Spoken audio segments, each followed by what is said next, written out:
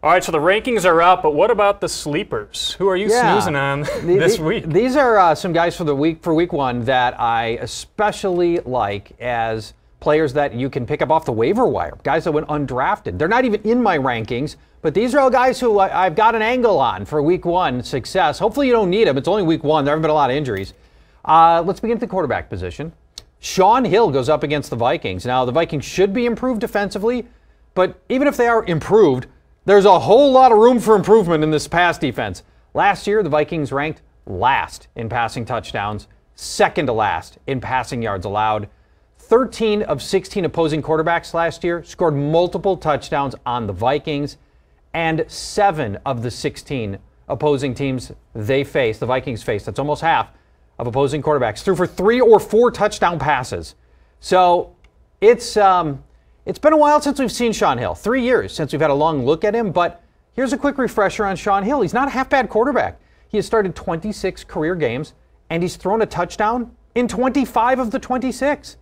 He threw multiple touchdowns in over half of his starts, multiple touchdowns. So, Shaun Hill going up against the improved but probably still learning on the job Vikings defense sounds like a nice sleeper quarterback. Doesn't have Calvin Johnson to throw to this year, though. No, that is a big difference. But hey, we got our own version, Cordell Patterson, so maybe that'll help. Well, no, he's got the other team, Kenny Britt. Kenny Britt. The always reliable Kenny Britt. Yeah, very reliable. And how about Chris Ivory you got? Yeah, Chris Ivory's my sleeper running back for this week. Goes up against Oakland.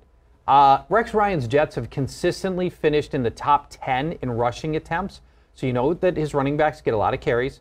And the coaches for New York say that they don't have sort of a lead running back, a bell cow, and that includes Chris Johnson. And keep in mind, most importantly, Johnson never got goal line work in Tennessee, ever. He's been among the worst starting running backs after first contact. He's just not a hard yardage guy. Meanwhile, Chris Ivory is an elite punishing runner. He's great after contact. He will almost certainly be getting the goal line work. So there's that for Chris Ivory. Then there's the Oakland defense. They lost their elite run-stopping defensive end Lamar Houston in the offseason, and they replaced him with over-the-hill pass-rushing specialist Lamar Woodley.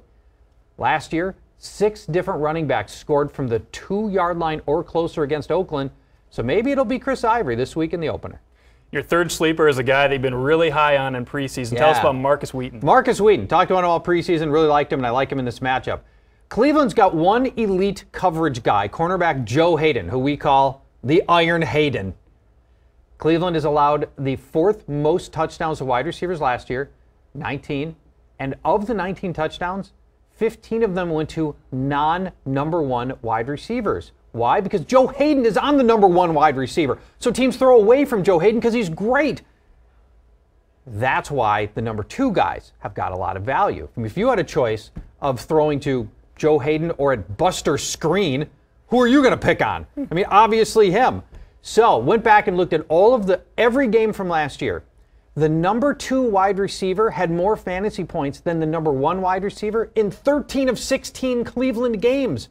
So, Mike, the guy that Joe Hayden doesn't get, and Joe Hayden will be on Antonio Brown, the number 2 guy, in this case for Pittsburgh, Markus Wheaton. Markus Wheaton. Go get him. Put him on your watch list. Those are the 3 sleepers for week 1 of the NFL season.